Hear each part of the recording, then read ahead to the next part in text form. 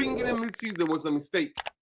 I genuinely think that it was a mistake. When the club knew, the hierarchy knew that there's the system that they want him because of the system that he plays and the way he plays football. But then they don't have the players that are compatible with him. And then they leave him out to dry in January. And then he has to come out and answer everything about every aspect of Manchester United. He comes out and says, yeah, it's about... I mean, when he was coming out saying, yeah, it's the players and it's me that people are getting sacked. No, shut up, man. Listen, nobody asking you about it. You just got here yesterday. Like, don't get involved in these things. So the heel.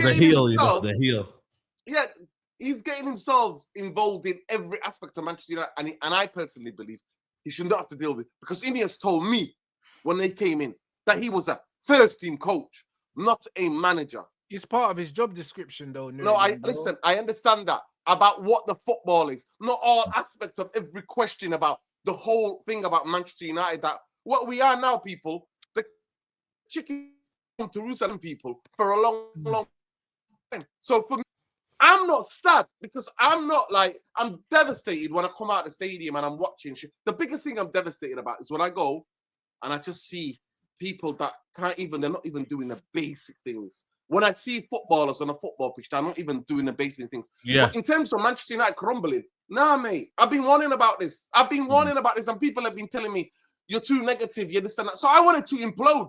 Genuinely, I'm gutted we were not in a relegation zone. I am absolutely devastated. If you want me to be honest, that's what I'm devastated about. That Manchester United are not in a relegation zone.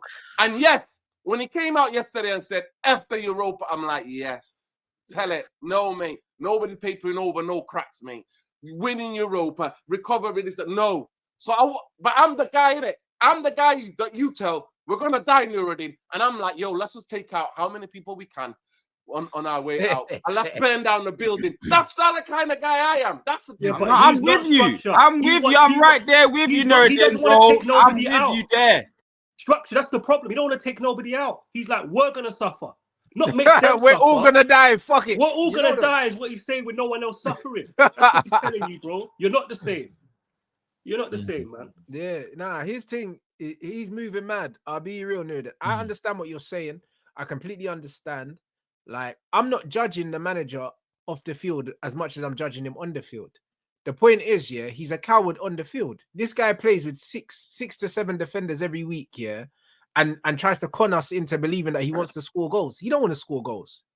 He sets up here to not lose. And, bruv, we've conceded the first goal in the last 18 games, blood. We haven't scored in the first half. So, what is this guy selling us, bro? Like, even when people are saying, oh, it's the players and that, bro, even with all the players that he has, this guy never has more than about 4 attackers on at once, bro. And how are we trying to win games, bro? Like, the guy is the most defensive manager we've ever seen. And remember, we've had Jose Mourinho. We've had Jose Mourinho, and Jose wasn't this negative, bro. This guy, yeah, is not playing like a manager that wants to win games. He's playing like a manager that's afraid to lose games. And he's still losing them. It's deep. That's the thing, though. That's the thing. Right, it's he's still losing. My thing is just go for it. His tactics are just bad, bro. And you're giving him too much credit. You don't intend to. Sometimes it's 3 attackers or 2 because Bruno's in midfield. Yeah. It's not even 4 attackers, bro. I think it's the application of what we do, though. If you're going to be... and even if you want to be negative, there's ways to do it. You don't even do that right. He's just bad tactically. That first half in the FA Cup game, bro, I went to the car wash at half-time, rude boy. I went and got my car washed. I hear it, Danny. I hear it. I was thinking about it during the game anyway. I was like, might as well, bro, because this is poor. Like, the way he sets... I'll give you an example, yeah? Why are you playing... Every formation on paper has benefits. And if a guy's a good coach doing good work, he'll show you the benefits so you can say, you know what? We need better players. He's not showing you that. You play a 3-4-3, but you defend in a 5-2-3. Or you defend in a 5-2-1-2. Yeah? So you're saying to the opposition, lure out my wing-back, lure out my centre-back, my wide one, and lure out my midfielders. It's poor. It's poor. You're saying to the opposition, play with us how you like. And whenever we lose the football, there's never an outlet. Ever. Yeah. Ever. He's useless. Now he's gone to the 2. Xerxes and Hoyland are always marked. Predictable. And in this league, if people know where you're going to be, you don't offer a threat in behind. You don't stretch the play. We're playing with wing backs. Do we stretch the play? No. No opposite movements. Yeah. No double movements. You think the Europa No League could opposite suit us though? movements. In the fact that it's not as maybe. I think the only thing that suits us I in the just want Europa to say League one thing about what is that Danny's saying. I just want to say one thing quickly. Yeah, right? go on. Yeah, The go on. biggest thing for me is that I feel like the club's throwing the Innie on the club has thrown Amorim under the bus. I knew you were going to say that. Yeah. I'm telling you, I swear to God, I think they're throwing him under the bus, and in turn, he's returning it kindly and throwing the players under the bus. It's worse than that structure, because you said that they knew that the club didn't suit 3-4-3. Not true. There were reports coming out from the Times, Telegraph, and Athletic a month before he got hired. People within the club, mainly Jason Wilcox, who fans let off because his name's not John Murtagh, he's the one that's probably convinced Omar Barada this squad's a 3-4-3 squad. That noise was coming out before Amorim was hired. I don't believe in coincidences. I'm too superstitious to believe in coincidences. So if you're reporting that a month before a new manager comes in and it's a 3-4-3 coach, there's people within that believed he was going to get more out of these players. And that was the reports when he was hired.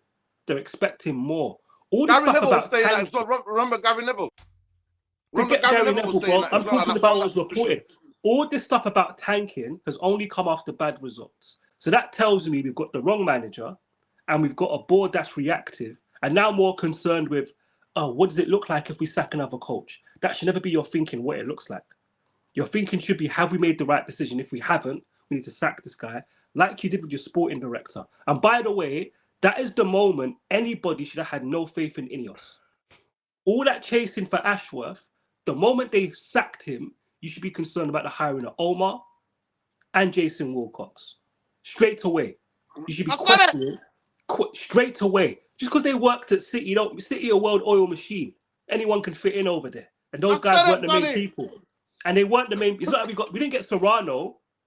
We didn't get Tiki Bergestan. We didn't get the main guys. We got the support cast. Do you know what I'm saying to you? I'm still happy with that, though. Them two. I'm still happy with them two. But they still need to prove themselves, isn't it? The jury's out, I'm bro. still happy in the direction of the fact. Rhino, I swear no, but listen, you know what Rhino is? Rhino, it's that everybody's dead, taken out in battle. The trenches have been clear. Rhino's still saying, you know what, my brethren's and man them are still there. I've still got hope. Nah, do you know what it is? Do you know what it is? No, Nuruddin, do you know what it is, yeah? They've all gone, bro. They've gone. Nah, Nuruddin, what it is for me is that I'm still looking at what he was before these guys came in it. Like, we had nobody of, if you want to call the structure profiling, we didn't have the right profiles in the structure above the players. So now I'm starting to see. We had the same profile. Nah, bro. Yes, factually, bro. Omar Barada has still come from something that you can look back and say, okay, you know what? Exactly. This guy should know what he's doing. So we need to see what Guan. But Rhino, you get me? This is my issue. And when they were trying to get onto Saeed on Twitter, I was trying to defend him. You guys have been fed a lie, right? So Omar Barada has no more of a football background than Arnold or Woodward. He worked in business at Barcelona, came to City to work in marketing. Then in the last 3-4 seasons, assisted in negotiations, supervised by the actual CEO, Serrano. He was supervised by a well-oiled machine. He didn't lead anything. He didn't create anything. He was supervised. Jason Wilcox was There's nothing wrong with that. There's nothing wrong with that. No, I'm not saying there's anything wrong. I'm just giving you the reality. So it's no different than Woodward or Arnold being asked Man United to lead, and then they start leading. On paper, it's the same CV. If you're a recruiter, you're a manager. So it's the same CV. It's no different. That's like an artist who's only I disagree. As Man City's CV, you've been more successful than Arnold and Man United. One second. Marcel, that point is just, you're not even listening to me. I'm not going to address that. Then the second point, Rhino, Jason Wilcox, his job's in football, academy manager. John Murtagh was that. Next thing, sporting director. John Murtagh was that. He was the sporting director at Southampton for a season and bounced. The manager he hired got fired, by the way. So on paper, these guys' CVs, the only difference is they worked with successful people who knew what they were doing. Yeah, that's what I was going to say. That's the only difference. You just copied my point. You just copied my point at the end. You just stole my point at the end. I made that point 3 times now. I've made the point. You just stole my point at the end that you weren't going to listen to. Okay, I made that point to Rhino. I'm glad you said okay. I made that point to Rhino 5 minutes ago. Grow up. So Rhino, you can't hang your hat on the fact that they worked with other successful people when they weren't the leaders of the project. Do you know what I'm saying to you? That's all, bro. They're not. There's no such thing as footballing people. If they're footballing people, So are Arnold and Murta and all those other guys. No, but I think that point that you make about being around successful people, I think you're downplaying it. That can play a big part in your trajectory of how you step up when you're trying to go to the next level. Of course, right now. So right now, here's why I disagree. I did my research on this topic, and you know what I found? 99.9% of people that leave somewhere successful fail. That's not my opinion. Those are the facts. Rhino, Rhino, don't nod your head. Ask him what for the sense. numbers. Ask him. No, I'm not nodding to it. I'm not nodding. You're a manager. You're a No, manager. Marcel. So give me the files for artists. You're just gonna nod. No, Marcel, do you know what it is? I'm nodding at the fact that fact is interesting, but it doesn't mean I agree with it. It's just an interesting fact. I'm like, it's an interesting fact. He's about the details. He's about the details, Rhino. Rhino. We're going to talk about the details. Man United have been lied to that people that are successful elsewhere always successfully translate to a next club. If you go look at sporting directors that have won and then have left somewhere, they usually don't do well. The guys at City buck that trend. They were good at Barcelona. Tiki, I'm talking about, the technical director. Good at City. Do you know what's interesting? Christian Vivell. What happened to him at Chelsea? Good at Leipzig. Did he not leave? At Chelsea, they were two people more powerful. He got in Kunku, that was about it. Then they bounced him because it weren't the right environment for him. Leipzig is a well-run machine. He was one cog in it. Chelsea fans were like, we've got Vivell. Chelsea fans were rejoicing. We've got Vivell. What did he do for Chelsea? It's not his fault. It's a different organization. That's the point. My issue is not them per se. You can go to a different organization, different circumstances. Be courage. And bro, it's a blank market. Look at Ashworth, bro. People were bigging him up for Brighton and whatever. Comes to Man United, sacked in 3 months. That's the game, unfortunately. Nuruddin will tell you about Monchi. What happened to Monchi, who's at Aston Villa now when he went to Roma? Failed. This guy found Danny Elvis. This guy found Danny Elvis for 250 grand a week. Went to Roma, spent 150 mil, bombed, got fired. That's the game. And there's more examples. Marcel, you go look at the facts and tell me the facts that I presented are wrong, bro.